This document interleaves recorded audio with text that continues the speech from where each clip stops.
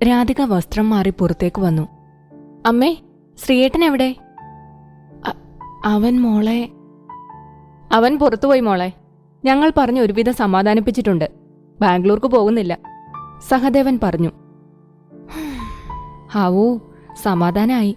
വാശി പിടിച്ചു നിൽക്കുന്ന ശ്രീയേട്ടനോട് ഒന്നും പറഞ്ഞിട്ട് കാര്യമില്ല, അനുസരിക്കല്ലാതെ. എനിക്കിവിടുന്ന് പോകാൻ ഇഷ്ടമല്ല, ഇവിടെ നിൽക്കാനാണ് എനിക്കിഷ്ടം, രാധിക ശ്രീജയുടെ അടുത്തേക്ക് നിന്നു പറഞ്ഞു. ശ്രീജ സഹദേവനെ നോക്കി. സഹദേവൻ അവിടുന്ന് പുറത്തേക്കിറങ്ങിപ്പോയി. മോള് ചെന്ന് റെസ്റ്റ് എടുക്ക്, അമ്മ കഴിക്കാൻ എന്തെങ്കിലും എടുക്കാം. വിശന്നിരിക്കേണ്ട. ശരിയമ്മേ. രാധിക ഹാളിലെ കട്ടിലിലിരുന്നു. ബോധമില്ലാതെ കിടന്നിരുന്ന ശ്രീനാഥിനെ ഒരു മുറിയിൽ അടച്ചിട്ടു.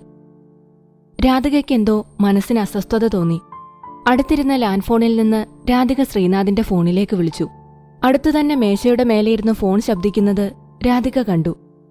ഫോൺ കൊണ്ടുപോയില്ലേ ശ്രീയേട്ടൻ? മറന്നു കാണും. രാധിക സോഫയിൽ വന്നിരുന്നു. അരുൺ സിറിഞ്ചിലേക്ക് മരുന്ന് കുത്തിയെടുത്തു. ഇതെന്തിനാ അരുൺ ബ്രോ വീണ്ടും? സച്ചി ചോദിച്ചു. നേരത്തെ കൊടുത്ത ഡോസ് കുറവാടാ. ശ്രീ എഴുന്നേൽക്കാൻ നേരമായി. എഴുന്നേറ്റാ നമ്മൾ അവനെ ചതിക്കുകയാണെന്ന് അവന് മനസ്സിലാകും.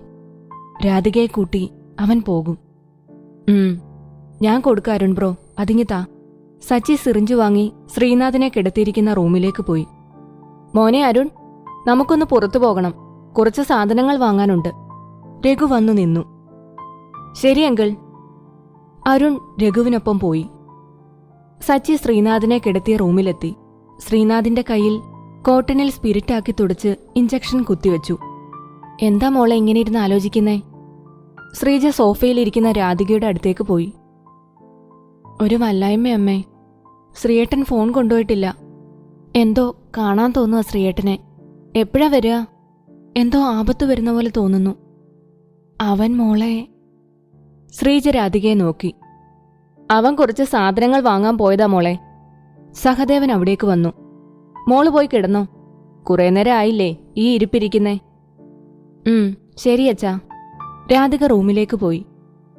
അവൾക്ക് നേരെ അടഞ്ഞുകിടക്കുന്ന ആ വാതിലിനപ്പുറത്ത് അവളുടെ ഭർത്താവ് ബോധമില്ലാതെ കിടക്കുന്നുണ്ട്. നമ്മുടെ മകൻ. നാളെ അവന് ബോധം വരുള്ളൂ. ഇല്ലാതെയാകുന്നത് രാധിക മാത്രമല്ല, അവനും കൂടിയാ. ഒരിക്കൽ അനുഭവിച്ചതല്ലേ നമ്മൾ. ഗൗരി മരിച്ചപ്പോ രാധുമോൾ അവന്റെ ഭാര്യയാണ്. കൂടാതെ അവന്റെ കുഞ്ഞ്. എന്തിനാ? വേണ്ട. മിണ്ടരുത്, ശബ്ദം പുറത്ത് കേൾക്കരുത്. നമ്മുടെ മോനാണ് എനിക്ക് വലുത്. രഘു ഒന്നും അറിയണ്ട. രാധികയും. സഹദേവൻ ശ്രീജയെ നോക്കി പേടിപ്പിച്ചുകൊണ്ട് പുറത്തേക്ക് പോയി. ഇതെല്ലാം മറഞ്ഞിരുന്ന് ലച്ചു കേൾക്കുന്നുണ്ടായിരുന്നു. അപ്പോ രാധുവേട്ടത്തെ ഇല്ലാതാക്കാനാണ് ഇവരുടെ പ്ലാൻ. പാവം ശ്രീയേട്ടനെ കൊണ്ടാവില്ല.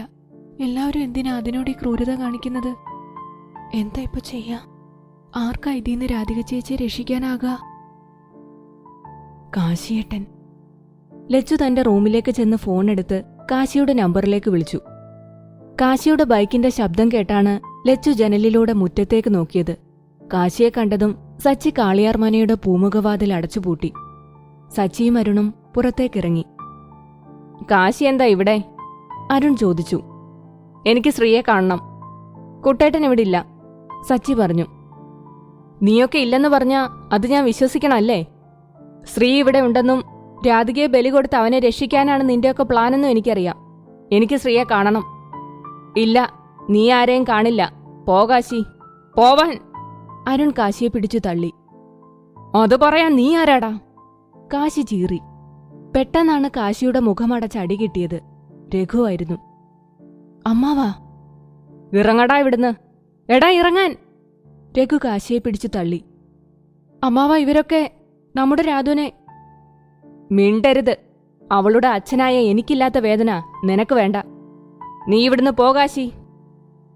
നടക്കില്ല അമ്മാവ. കാശി ജീവിച്ചിരിക്കെ ഇത് നടക്കില്ല. ഞാനിപ്പോ പോവാ. ഞാൻ ഇവിടെ തന്നെ ഉണ്ടാകും. കാശി ബൈക്കിൽ കയറിപ്പോയി. ലച്ചു റൂമിലേക്ക് പോയി ഫോണെടുത്ത് കാശിയെ വിളിച്ചു. എന്താ കാശിയേട്ടാ പെട്ടെന്ന് പോയത്? ലച്ചു! അലർച്ച കേട്ട് ലച്ചു തിരിഞ്ഞു നോക്കി. അരുണേട്ടൻ. അരുൺ ലച്ചുവിന്റെ ഫോൺ പിടിച്ചു വാങ്ങി നോക്കി. എടീ, അപ്പൊ നീയാണ് അവനെ വിളിച്ചു പറഞ്ഞേ? അരുൺ വന്ന ദേഷ്യത്തിന് ലച്ചുവിന്റെ മുഖമടച്ചൊന്ന് കൊടുത്തു. അരുണേട്ടാ, ഞാൻ ആരാടി അവൻ നിന്റെ? നിനക്കെന്താ അവനോട് ഇത്ര പറയാനുള്ളത്? അരുൺ ലച്ചുവിന്റെ ഫോൺ തറയിലേക്കെറിഞ്ഞു. അത് പൊട്ടി ചിന്നിച്ചിതറി. അരുണേട്ടാ, നിങ്ങൾ എന്നെ കെട്ടിയിട്ടൊന്നുമില്ല ഇത്ര അധികാരം കാണിക്കാൻ, അത് ഓർമ്മ വേണം. ചിലക്കരുത്. ശബ്ദം എനിക്ക് മാത്രം കേൾക്കുന്ന തരത്തിൽ മാത്രം ഉയർന്നാ മതി. വേറെ ആർക്കും വേണ്ടി അല്ലടി, നിന്റെ ആങ്ങളയുടെ ജീവന് വേണ്ടിയാ. ഏട്ടന്റെ ജീവൻ ഏട്ടത്തിയാ, അവരുടെ കുഞ്ഞാ. മതി നിർത്താൻ. രാധിക എന്തെങ്കിലും അറിഞ്ഞോ? കൊന്നുകളയും നിന്നെ ഞാൻ. എന്നെ അറിയില്ല നിനക്ക്. എനിക്ക് വലുതെന്റെ കൂട്ടുകാരനാ. അരുണേട്ടാ വേണ്ട, പ്ലീസ്. അരുൺ ലച്ചുവിനെ അകത്തിട്ട് പൂട്ടി പുറത്തിറങ്ങി. മോളെ രാധു. ശ്രീജ ശ്രീനാഥിന്റെ മുറിയിലേക്ക് ചെന്നു. എന്താ അമ്മേ? കുറച്ചു കഴിഞ്ഞാൽ പൂജ തുടങ്ങും. മോള് പോയി കുളിച്ച് പുതിയ സെറ്റ് സാരി എടുത്തുടുക്കട്ടോ. ആ അമ്മേ. ശ്രീയേട്ടൻ വന്നോ? അത് മോളെ, അവൻ പൂജയാകുമ്പോഴേക്കും എത്തും. മോൾ ഒരുങ്ങിക്കോ. ശരി അമ്മേ. ശ്രീജ പറഞ്ഞതനുസരിച്ച് രാധിക കുളി കഴിഞ്ഞ് പുതിയ സാരി ഉടുത്ത് തയ്യാറായി. എന്നാലും രാധികയുടെ മനസ്സ് അസ്വസ്ഥമായിരുന്നു. ശ്രീയേട്ടൻ ഇതെവിടെ പോയി? മോളെ രാധു, വായോ. യമുന മുകളിലേക്ക് വന്നു വിളിച്ചു. ദാ വരുന്നു ചെറിയമ്മേ. രാധിക യമുനയുടെ ഒപ്പം താഴേക്ക് ചെന്നു. മുറ്റത്തൊരുക്കിയ പന്തലിൽ പൂജയ്ക്കുള്ള കളമൊരുങ്ങിയിരുന്നു. എല്ലാവരും മുറ്റത്തു വന്ന് നിന്നു. എല്ലാവരുടെയും ഇടയിൽ രാധിക ശ്രീനാഥിനെ തിരഞ്ഞു. ലച്ചു, ശ്രീയേട്ടനെവിടെ? കാണാനില്ലല്ലോ. രാധിക ലച്ചുവിനോട് ചോദിച്ചു. ലച്ചു അരുണിനെ നോക്കി. അരുൺ ലച്ചുവിനെ നോക്കി തലയാട്ടി.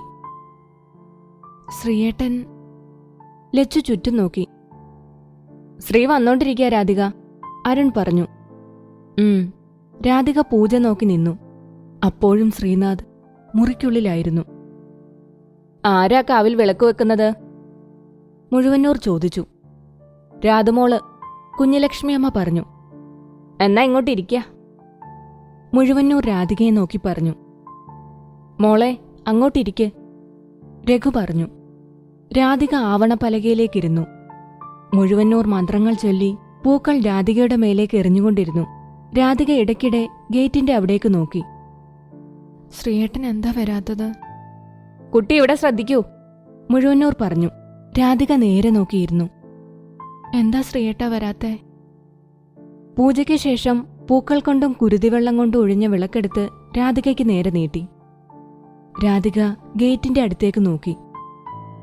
ഇത് പിടിക്ക കുട്ടിയെ, മുഴുവന്നൂർ പറഞ്ഞു. രാധിക എഴുന്നേറ്റ് ആ വിളക്ക് വാങ്ങി. ഇനി തിരിഞ്ഞു നോക്കാതെ ആരോടും ഒന്നും മിണ്ടാതെ കാവിലേക്ക് നടന്നോളൂ. വിളക്ക് വെച്ച് 3 തവണ ചുറ്റി തിരിച്ചു വന്നോളൂ. രാധിക വിളക്ക് വാങ്ങി ഗേറ്റിന്റെ അടുത്തേക്ക് നോക്കി. വൈകണ്ട കുട്ടിയെ, നടക്ക. രാധിക വിളക്കുമെടുത്ത് കാവിന്റെ ഭാഗത്തേക്ക് നടന്നു.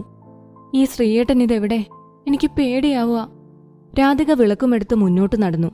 ഇതൊന്നും ശ്രീനാഥ് അറിഞ്ഞില്ല. രാധിക കാവിലെത്തി വിളക്ക് കൊളുത്തി പ്രാർത്ഥിച്ചു. മെല്ലെ ഇരുട്ടിൽ കാവിനെ 3 വട്ടം പ്രദക്ഷിണം വെച്ച് രാധിക ഒന്നുകൂടെ തൊഴുതു. രാധികേ. വിളി കേട്ട് രാധിക കണ്ണു തുറന്നു. ആരാ അത്? രാധിക ഇരുട്ടിലേക്ക് നോക്കി. ഇരുട്ടിൽ നിന്നൊരാൾ രാധികയ്ക്ക് മുന്നിൽ വന്നു നിന്നു. ക്രിസ്റ്റി. ഇയാളെന്താ ഇവിടെ? വാ രാധികേ, നമുക്ക് പോകാം. ക്രിസ്റ്റി രാധികയുടെ കൈ പിടിച്ചു. നോ, വിടെന്നെ. രാധിക കൈവലിച്ചു.